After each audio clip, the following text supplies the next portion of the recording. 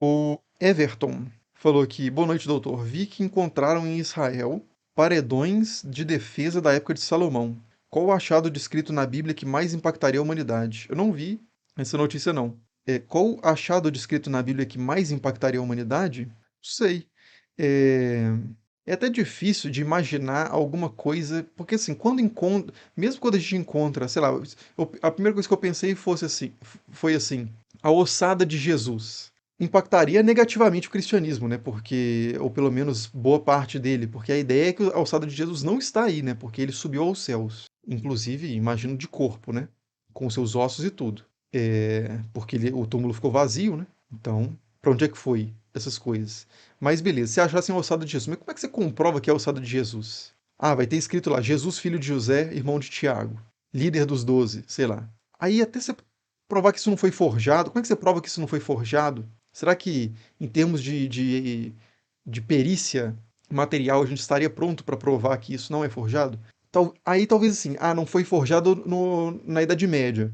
Mas, e se os próprios discípulos tivessem forjado, os discípulos que na verdade não tinham o Mestre Jesus e que inventaram o Mestre Jesus, fizeram essa tumba e colocaram os ossos de, sei lá, qualquer pessoa ali e escreveram Jesus, o líder dos 12. Então sempre vai haver um nível de incerteza sobre as coisas do passado que vão permitir interpretações alternativas, tanto para o lado da pessoa que quer preservar a sua crença, quanto da que quer questionar a crença alheia, que de certa forma quer preservar a sua também, né?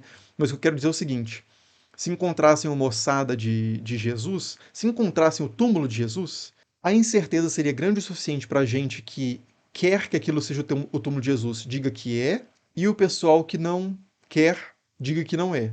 Então é sempre difícil esse negócio de a arqueologia prova a Bíblia. A arqueologia ela comprova muitas vezes pontos específicos da Bíblia que não têm consequências teológicas muito imediatas. Já falamos sobre isso aqui numa live, né? Então você encontrar um acampamento assírio perto de Jerusalém é uma corroboração, entre várias outras, de que a Síria de fato acampou às portas de Jerusalém e fez um cerco a Jerusalém. Isso está na Bíblia.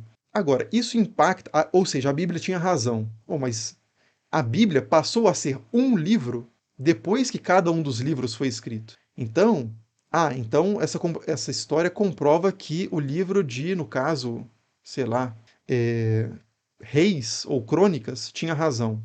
Comprova que tem algum lastro na realidade. Agora, a interpretação, o resto das coisas que ele fala é verdade? Aí já é outra questão. Então tem sempre isso, né? Eu já falei sobre isso aqui em live, eu não vou não vou saber te dar exatamente o termo para você procurar lá no canal de cortes. Mas a gente já discutiu sobre isso, né? Sobre coisas que impactariam a humanidade. Eu acho que as religiões, as tradições religiosas têm uma grande maleabilidade, uma grande flexibilidade para se comportar na ausência e na presença de evidências contrárias e favoráveis ao que elas dizem. Então eu não consigo ver absolutamente nenhuma descoberta arqueológica que teria um impacto assim decisivo, imediato e irreversível sobre a humanidade que se importa pelo menos, né, com o cristianismo, judaísmo, etc. Entende o que eu quero falar? Então, aí o mago falou aqui, né? Só se achasse os restos mortais de Jesus. Mas é que eu tô pensando dentro da metodologia histórica, arqueológica mesmo. Eu não tô. Porque vocês estão jogando com cartas aí, uma espécie de super trunfo das evidências arqueológicas. Isso não existe. Se você achar uma ossada, como é que você diz que. Como é que você prova que era Jesus? Teste de DNA? Você vai comparar com quem? Com o DNA de Maria? Com o DNA de José? Não tem nada a ver com a genética, né? Seguindo os relatos. Você vai comparar com o DNA de quem? Ah, é um DNA compatível com um judeu da Judéia. Tá, mas aí pode ser qualquer judeu. Não dá pra fazer um teste de DNA e falar que é Jesus. A gente não tem uma lista que Deus mandou do céu com as respostas, né? A cruzadinha, o rodapé da cruzadinha, que você vai e checa. Ah, chama um negócio aqui. Será que é isso? Ah, é. A gente não tem essa coisa de checagem. É. Minha esposa tem a resposta, vamos ver qual que é. Testa com o DNA de todo mundo, e aí?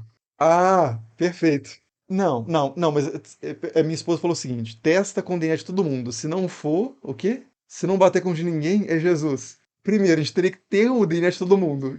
O que a gente não tem nem 0,0000001% do DNA de pessoas que viveram historicamente. Mas aí tem outra leitura que eu poderia fazer dessa resposta que é: testa com o DNA de todo mundo. Se for muito diferente, é divino. É isso? Não? Porque se você achar um DNA, sei lá, que tem 1 trilhão de cromossomos, aí você fala assim, caramba, aí não é, não é sequer humano, mas você encontra esse DNA num fêmur humano. Pô, aí é alguma coisa. Mas como é que você vai falar que é Jesus? Pode ser um semideus. É uma evidência tão para Jesus quanto para qualquer candidato messiânico divino do período, ou sei lá, Hércules, Ajax, qualquer figura que seja sobre-humana poderia ser uma evidência a favor dela. Então vocês entendem o que eu quero dizer? A gente não tem. Aí, por exemplo, fala assim, a Arca da Aliança. E se acharem a Arca da Aliança? Primeiro, se você acha uma coisa que parece com o que a gente imagina que fosse a Arca da Aliança, como é que você prova que isso é a Arca da Aliança? Ah, ela tem as características de uma arca da região ali da antiga do Levante, da antiga Palestina, da antiga Canaã, como queira. Se for isso, a gente já tem arcas desse período. Tem arcas egípcias. Ah, não, mas tem as descrições lá com querubim, etc. Como é que é um querubim? O querubim é uma figura humanoide que tem asa ou é um Mishvesen, né? Um ser híbrido? Sei lá, cabeça de leão, asa de águia, corpo de touro. Se for isso, a gente tem muitos desses por aí, inclusive. Na Síria, né? É, também no Egito, antiga Canaã. Ah, chama um negócio como excelente candidato à Arca da Aliança. Beleza. Suponhamos que a gente ache um negócio que é muito fortemente parecido com as descrições da Arca da Aliança na Bíblia. Beleza.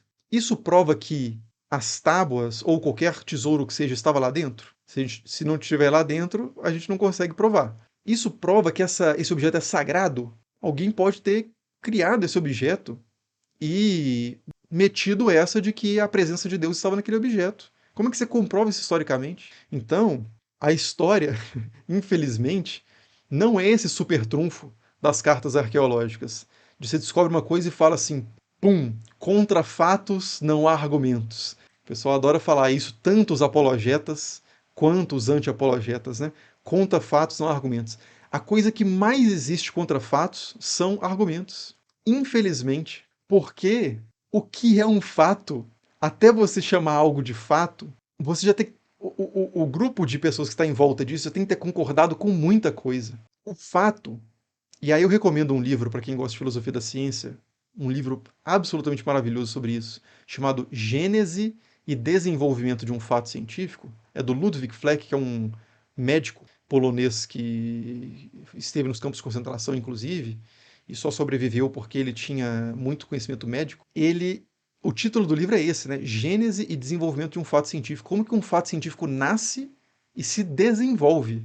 Ele usa uma metáfora orgânica para o fato. O fato não é uma coisa assim, fato. O fato, ele se torna um fato dadas certas premissas, né, hipóteses auxiliares com as quais as pessoas que estão em torno desse objeto precisam concordar. Então, o santo sudário é um fato. Ele existe, mas o que ele diz?